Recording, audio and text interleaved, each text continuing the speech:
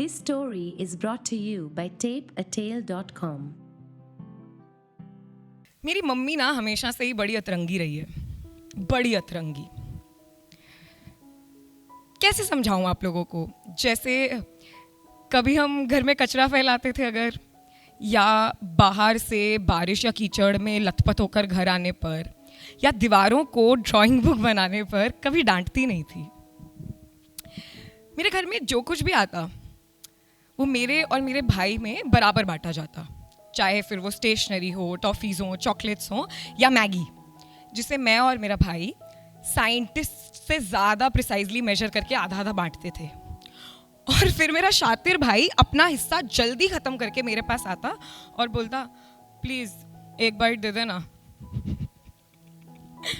और मैं ना बोल देती। और ऐसे लड़ते भाई बहनों के झगड़ों में जब सबकी मम्मियाँ उन्हें शेयरिंग इज़ केयरिंग सिखा रही थी, मेरी मम्मी मेरे भाई के पपी आइज़ वाले फेस पे जब मैं उसको बांटने लगती तो मुझे शेयर करने पर डांट लगा रही थी। Strange right? मुझे आज भी याद है कैसे मेरे कंधों से झटका कर मुझे कहती थी कि उसे जो कुछ भी चाहिए मैं और ला कर दूंगी, तू सैक्रिफाइस नहीं करेगी। मुझे तब ना तो सैक्रिफाइस का मतलब पता था, ना ही सैक्रिफाइस की स्पेलिंग आती थी, पर मुझे ये ज़रूर समझ आ गया कि कुछ चीज़ें मुझे मोहब्बत के नाम पर बांटनी नहीं है, जैसे कि अपना आत्मसम्मान, अपना हक और अपने सपने। कितना त्याग किया होगा ना उस माँ ने, जिसकी नन्ही सी बेटी को सपने देखने तो नहीं आते मगर उन्हें बचाना ज़रूर आता है।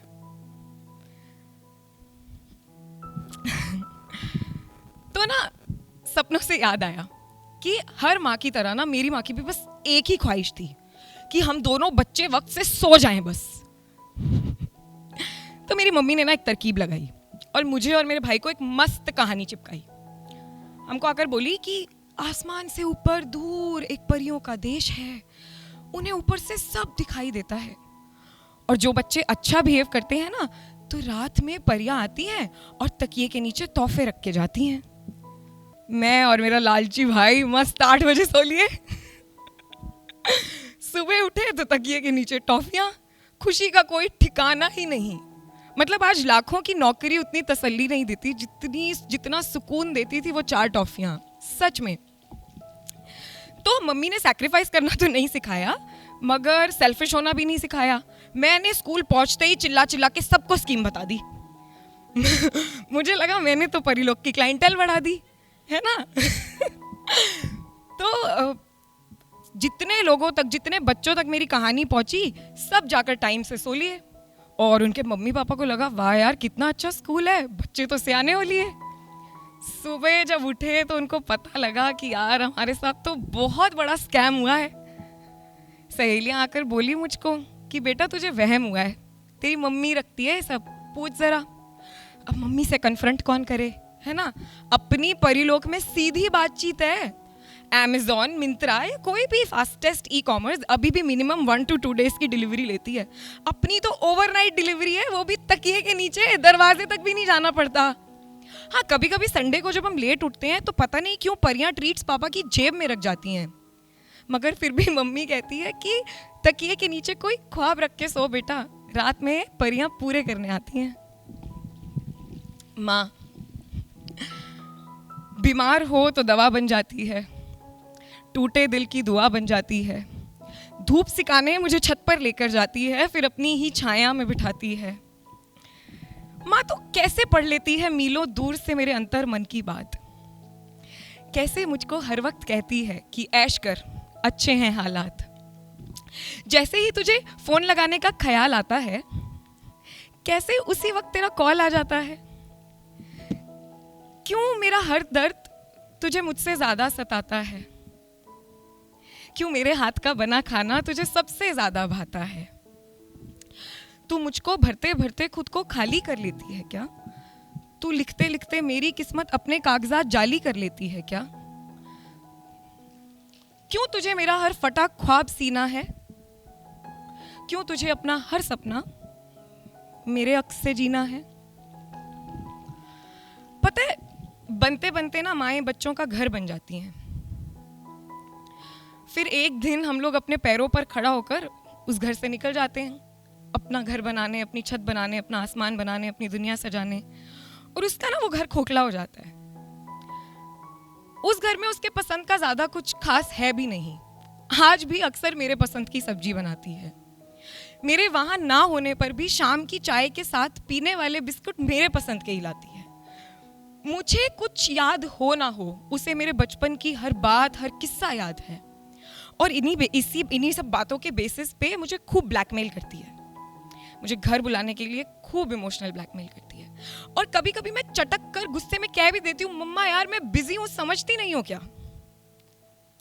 और माँ पे गुस्सा करने के बाद जो गिल्ट आता है ना, उसका कोई इलाज भी नहीं है। मगर मुझे कब क्या महसूस हो रहा है, इसकी चीट शीट तो जैसे वो ऊपर से लेकर आई है। मेरे बिना सॉरी बोले मान भी जाती है और मुझे माफ़ भी कर देती है। पता है उसके इतना खोखला होने में हम सबका बहुत बड़ा हाथ है, क्योंकि जब वो मैं से माँ बनी ना, तो उसे सब ने एक अच्छी माँ बनने की नसीहत दी। उसे किसी ने नहीं बताया कि ममता में अक्सर मैं खो जाता है। मैं से माँ के सफ़र में मात्रा तो एक ही बदलती है, पर ऐश से ऐश कब आ से आपके बच्चे का आराम हो जाता है ये पता भी नहीं लगता। उसे कोई नहीं सिखाता कि माँ के ख्वाबों के साथ मैं के सपने भी जिंदा रखने हैं। उसे कोई नहीं बताता कि इस घर में एक हिस्सा सिर्फ अपने लिए सजाना है। कोई चादर, कोई किताब, कोई भी चीज़ जो किसी और को पसंद हो ना हो, तुम्हें अपने लिए उसको ले आना है। कैसे वो अपने जीवन का सबसे कीमती समय, या यूं कहूं कि अपनी जवानी का सबसे कीमती वक्त हम बच्चों को दे देती है। कितना कुछ कर सकती थी वो। मुझसे ना हमेशा पूछती रहती थी कि तुझे क्या बनना है, तूने कुछ सोचा है अपने लिए?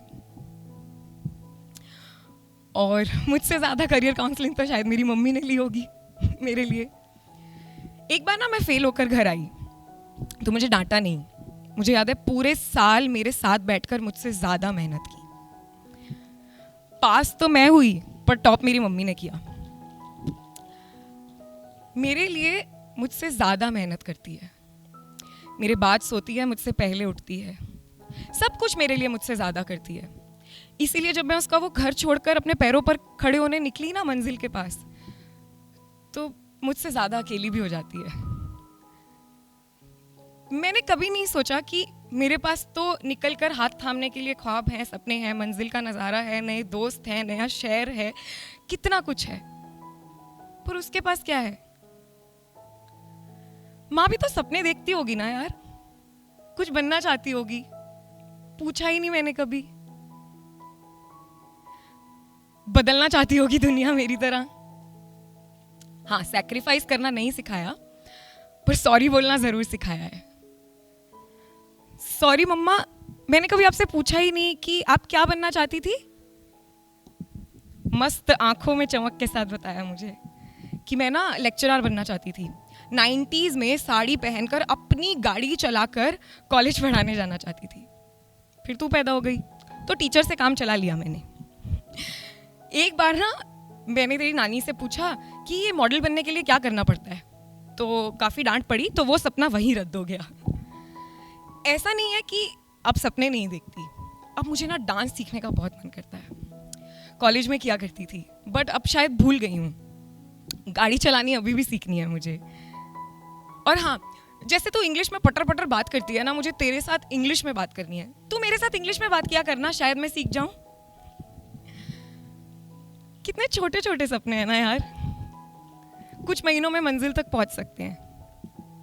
आज जब घर जाओ ना, तो किसी भी चीज से पहले एक बार बस अपने माँ बाबा से जरूर पूछना कि वो क्या बनना चाहते थे और वो बन गए क्या।